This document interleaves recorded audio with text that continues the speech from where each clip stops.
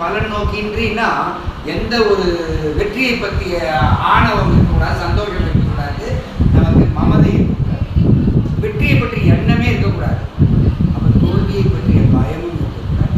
இதுக்கு பேர் தான் பலன் நோக்கின்றி. சிங்கிள் வேர்டில் சொல்லுவாங்க. பலன் நோக்கின்றி நீ செயல் செய். சரி, செய்யும்பொழுது எப்படி செய்யுது? திட்டமிடுதலோடு செய். ஏன்னா திட்டமிடாமல் செஞ்சீங்கன்னா பைக்கில் போகும்போது கூட லெஃப்ட் இண்டிகேட்டர் போட்டு ரைட்டில் திரும்ப லாரிக்கார வந்து தூக்கிடுவோம். அதுக்கப்புறம் என்ன பண்ணுவாங்க? குடும்பமே அழுவும். நீ செய்த ஒரு தவறுக்காக எல்லாரையும் அழகு நீ போய் சேர்ந்துருவாங்க. புரியுதுங்களா? மரணம் அடைகிறவங்களுக்கு எந்த துன்பமும் இல்லை, தெரியுமா உங்களுக்கு? அடுத்த செகண்ட் உயிர் பிரிஞ்சிச்சுனாலே உங்களுக்கு துன்பம் எதுவுமே கிடையாது. மரண ஞானம் நிறைய இருக்கு, அந்த புத்தகத்தில் படிங்க. சரிங்களா?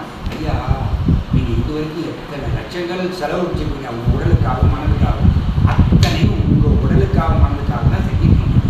உடல் அது ரெண்டு மட்டுமா இருக்கு? சொல்லுங்க. ஆத்மான்னு ஒன்று இருக்கு.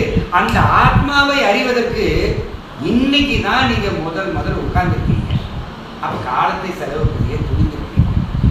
புக்கு வாங்குறதுக்கு பணத்தை செலவு பண்ணி துணிந்திருக்கீங்க. இதுதான் உயர்ந்த செயலியா?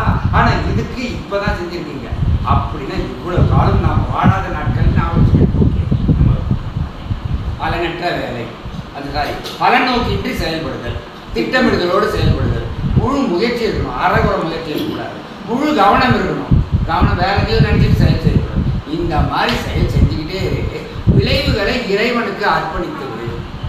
ஏன் அப்படின்னு கேட்டால் கர்மயோகம் என்ன சொல்லுதுன்னா, நீ எவ்வளவு சிறப்பாக செயல் செய்தாலும் உனக்கு தோல்விக்கு வாய்ப்பு உனக்கு அப்படிங்கிற ரகசியத்தை கர்மயோகம் தான் சொல்லுது. நம்ம நினைக்கிறோம் கண்ணா நீ நல்லா படிச்சுனா வாழ்க்கையில் நல்லா இருக்கலாம். யாரு நல்லா படிச்சு பெரிய ஐஏஎஸ் கலெக்டர் ஆனாலும் கூட அவன் என்ன பண்றான்? கவலைப்பட்டுக்கிட்டு தான் இருக்கான். கவலைப்பட்டு எப்பேற்பட்ட புத்திமானா இருக்காரு. புரியுதுங்களா? அந்த அறிவை நம்ம புரிஞ்சுக்கணும். அதனால என்ன சொல்ற, நான் பயப்பட என்ன சொல்ல வரேன்னு கேட்டா, இந்த அறிவோடு நம்ம என்ன செய்யணும்? செயல் செஞ்சோம்னா கவலையற்று வாழலாம். அப்புறம் இன்னொன்று சொல்றேன் பாருங்க, பணம் எல்லோருக்குமே கவலையை தருது. அது எனக்கு மட்டும் தரலன்னா ஏதோ ஒரு சக்தி என்ற இருக்கு. இந்த சக்தியை இப்பவே நாம் கொடுத்துறோம். சந்தோஷம் தானே? சந்தோஷம் தானே? இந்த சக்தி கிடைச்சதுக்கு அப்புறம் என்ன பண்ணுவீங்க? நீங்க பணக்கவலை இல்லாம இருப்பீங்க.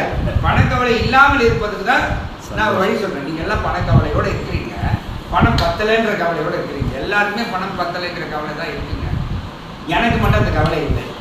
அப்படின்னா ஏதோ ஒரு சக்தி இருக்கு. அந்த சக்தியை நான் உங்களுக்கு கொடுத்துருவோம். சரிங்களா? சரி, ஒரு ஒத்தடி பாதையில் போறீங்க, ஒரு குத்துக்கல் இருக்குது, அதை பார்க்குறீங்க. அப்புறம் திருப்பி பாதையை பார்க்குறீங்க, நடக்கிறீங்க, கடக்கிறீங்க, சென்றுருவீங்க. இப்போ சொல்லுங்க, கல் உங்களை தொண்டு படிச்சுச்சா? இப்போ டேபிள் மேலே ஒரு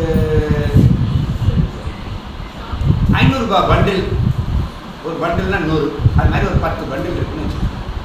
இவ்வளோ பெரிய அமௌண்ட்டு இங்கே இருக்கு. அதை பார்த்துக்கிட்டே நீங்கள் பதில் சொல்லுங்க. அது உயிரற்ற உணர்ச்சி இருக்கும். நான் அதை சொல்லிட்டேன். கல் இருக்கு பார்த்தீங்களா? கல் உங்களுக்கு துன்பத்தை கொடுக்கலன்னு சொன்ன பார்த்தியா? அந்த கல்லை பற்றி கொஞ்சம் யோசிச்சு பாருங்க. அது உயிரற்ற உணர்ச்சியற்ற வஸ்து. உண்மைதானே? அந்த உயிரற்ற உணர்ச்சியற்ற வஸ்து உயிருள்ள ஜீவனாகிய உங்களுக்கு கவலை தராது. உண்மைதானே? சரி, அப்போ கவலை தராது. அப்போ அதே மாதிரி பணம் அது உயிரற்ற உணர்ச்சியற்ற ஒரு வஸ்து. உண்மைதானே? பேப்பர் தானே அது. அப்போ அதை பார்க்குறவங்க நீங்க யாரு? உயிர் உள்ள ஒரு ஜீவன். உயிரற்ற வஸ்து எப்படி உயிருள்ள ஜீவனுக்கு துன்பத்தை தரும்? கண்டிப்பா பணம் கவலையை தராது.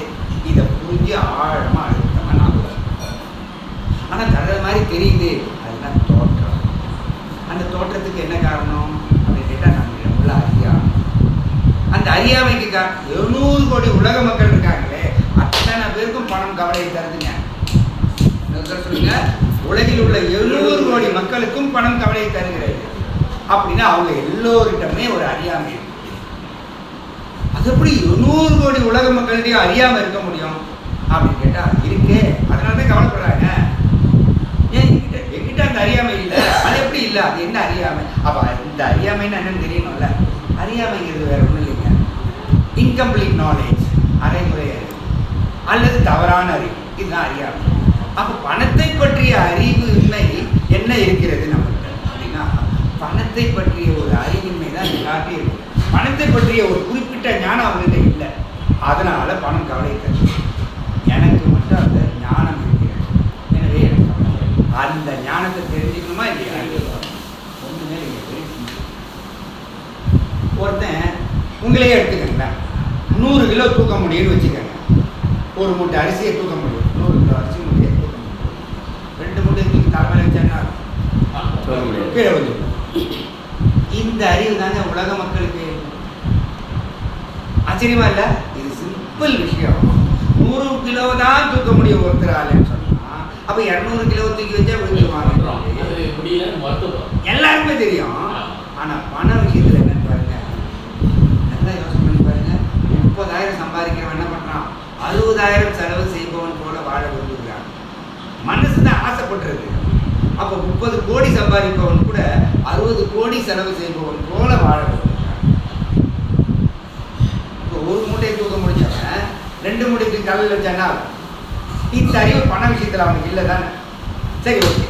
ஏதோ ஒரு சக்தி, ஏதோ ஒரு ஞானம் என்னிடம் இருப்பதால் பணம் எனக்கு கவலையை தருவதில்லை. உங்களுக்கு அந்த ஞானம் இல்லை.